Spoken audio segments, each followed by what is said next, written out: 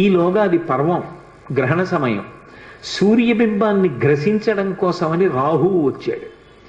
ఎప్పుడైతే రాహు వచ్చాడో బాల్య చాపల్యం అని ఒకటి ఉంటుంది. పిల్లలు చూడండి, కాసేపు కమలాఫలం పట్టుకుంటారు, ఏదో పక్కన కాశ్మీర ఫలం కనపడింది అనుకోండి, దీన్ని వదిలేసి దాన్ని పట్టుకుంటారు. అలా సూర్యబింబాన్ని పట్టుకున్నటువంటి హనుమ పక్కన వచ్చినటువంటి రాహువుని చూసి వెంటనే సూర్యబింబాన్ని విడిచిపెట్టి ఆ రాహువుని పట్టుకోవడానికి వెళ్ళారు. ఇది చూసి రాహువు భయంతో పరుగు పరుగున ఇంద్రలోకానికి వెళ్ళాడు. ఇంద్రుడు సింహాసనం మీద కూర్చుని ఉన్నాడు.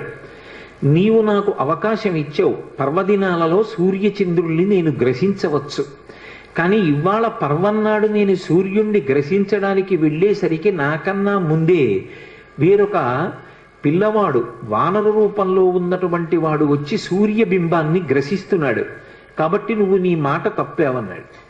ఇంద్రుడు ఇది చేసినటువంటి నియమానికి వ్యతిరేకమైనటువంటి వ్యవహారం, కాబట్టి ఈ విషయాన్ని ఏదో నేను పరిష్కరిస్తాను అని వెంటనే ఐరావతాన్ని అధిరోహించాడు. అది 4 దంతములతో మదజలధారలతో ప్రకాశిస్తోంది, తెల్లటి ఏనుగు. అది ఎక్కి ఆయన సూర్యమండలం దగ్గరికి వచ్చాడు. వచ్చేటప్పటికి పిల్లవాడు రాహు పారిపోవడం చూసి మళ్ళీ వచ్చి సూర్యబింబాన్ని పట్టుకుంటున్నాడు. ఎంతలో రావాలి దేవతలు? ఈలోగా దేవేంద్రుడు వచ్చాడు.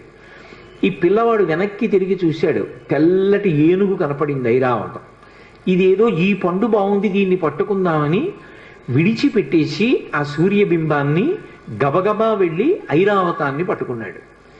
ఉపేక్షించకూడదు అని తన వజ్రం తీసి ఆ పిల్లవాడి మీదకి ప్రయోగం చేశారు దేవేంద్రుడు. అది వచ్చి ఆయన ఎడమ దవడకి తగిలింది. తగిలితే ఎడమ దవడ విరిగిపోయి ఒక్కసారి సూర్యమండలం నుంచి కింద పడిపోయారు. కింద పడిపోయి ఓ పర్వత శిఖరం మీద పడి కింద పడిపోయారు అచేతనులై. ఆ ఎడమ దవడ విరిగిపోయింది కాబట్టి ఆయనకి హనుమ అని పేరు వచ్చింది. ఇందులో మీరు ఒక విషయాన్ని గమనించవలసి ఉంటుంది.